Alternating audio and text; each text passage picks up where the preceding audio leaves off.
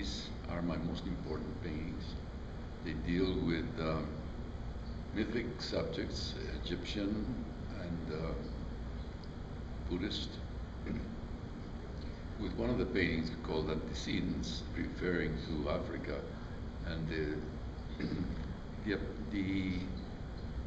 period in history when human beings worshipped animals and plants and the sun and the moon and the lightning and all of that. There's one painting in which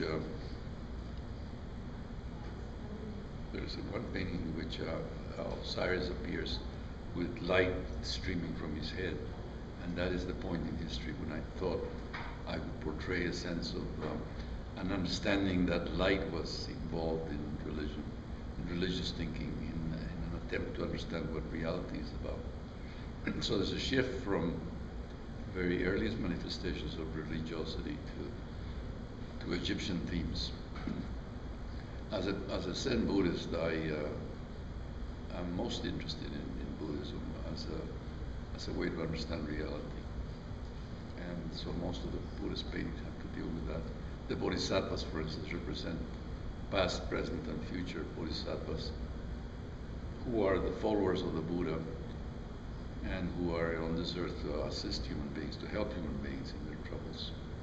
One of the most interesting things that Buddha said was that he's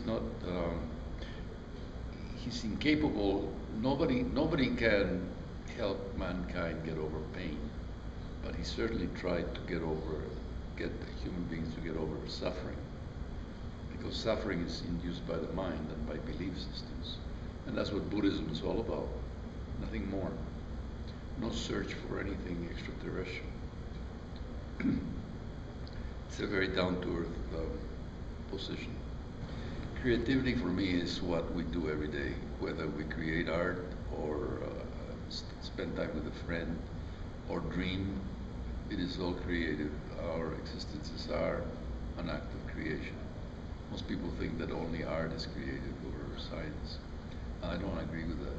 I think everything is creative.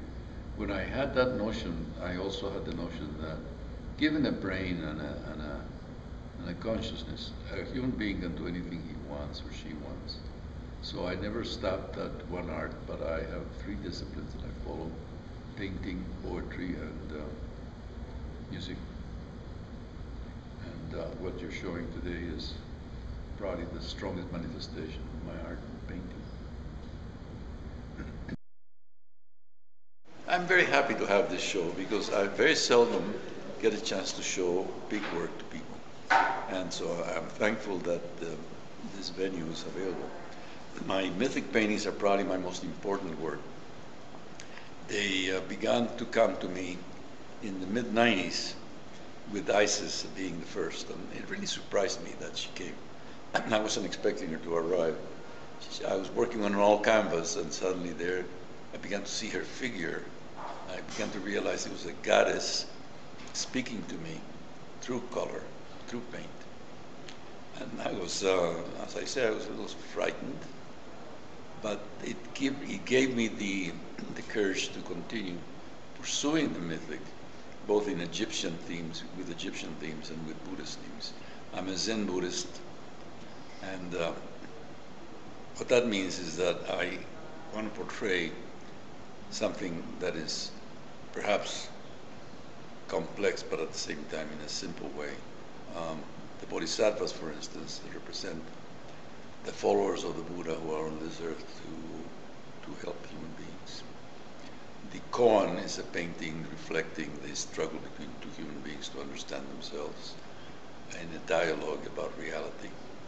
The Egyptian themes came to me because I've always been attracted to the notion that Egypt was central both in the direction of East and West.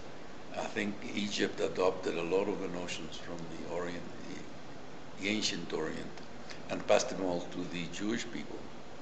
And so in one of my paintings, I represent Osiris Christus as a unit, as a merging of two notions of Godhead, of the Godhead, of human beings representing the Godhead. And the fact that the painting is painful, that the Christ is screaming, Osiris is screaming, goes back to the notion that you get out of the Bible when Christ was crucified and he said, God, why hast thou forsaken me? So you human beings, whether we're godlike or not godlike, are always feeling forsaken at the end. So that's what that painting is about.